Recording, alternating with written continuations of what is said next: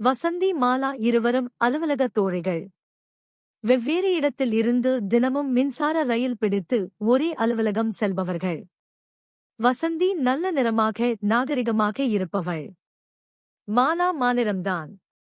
வசந்தி மாடனாக உடை உடுத்துவதுடன் அழகு மற்றும் ஆரோக்கிய குறிப்புகளில் கவனம் செலுத்துபவள். அளவாக சாப்பிட்டு உடலை ஒல்லியாக வைத்திருப்பாள். ரயிலில் ஏறிய நிமிடம் முதல் டிவியில் அல்லது புத்தகத்தில் படித்த அழகு குறிப்பை பற்றி விலாவாரியாக சொல்லிக் கொண்டு வருவாள். மாலாவுக்கு போர் அடிக்கும். இருந்தாலும் பேசாமல் வருவாள். அவர்கள் இறங்க வேண்டிய நிறுத்தம் வந்தது. ரயில் நிலைய மேம்பாலத்தை தாண்டி செல்ல வேண்டும்.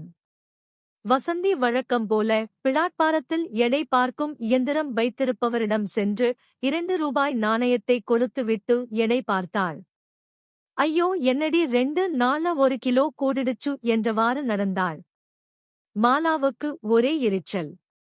அப்படி என்ன அழகு வேண்டி கிடக்கிறது? ஆரோக்கியமாக இருந்தால் போதாதா என்று மனதில் நினைத்துக் கொண்டாள். அன்று மதியமும் வசந்தி கொண்டு வந்த உணவை சாப்பிடாமல் அலுவலக உதவியாளரை அழைத்து பழச்சாறு வாங்கி பருகினாள். மாலை வீடு திரும்பும்போது அதே இடத்தில் வசந்தி எடை பார்க்க நின்றாள். மதியம் பட்டினி. ஆனாலும் எடை பார்ப்பது ரொம்ப அவசியமோ என்று உதட்டை சுழித்தவாறு நடந்தாள். ரயில் ஏறி உட்கார்ந்ததும் மாலா புரிந்தாள். அப்படி என்னடி அழகு வேண்டி கிடக்கு? ஒரு நாளைக்கு 4 தடவை வெயிட் பார்க்கணுமா? அழகா இருந்து என்ன சாதிக்கப் போற என்றாள்.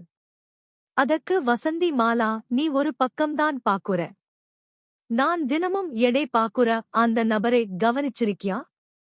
அவர் பார்வையில்லாதவர். ஊனம் இல்லாதவங்களே பிச்சை எடுக்கறப்போ அவர் கௌரவமா எடை பாக்குற இயந்திரம் வச்சு பிழைப்பு நடத்துறார். ஏதோ என்னால முடிஞ்ச உதவியா இருக்கட்டுமேன்னு தான் தினமும் எடை பார்க்கிறேன் என்றாள் வசந்தி புன்முறுவலுடன். வசந்தியின் மனமும் அழகுதான் என்று நினைத்த மாலா இனி தானும் எடை பார்க்க வேண்டும் என்று எண்ணிக்கொண்டாள்.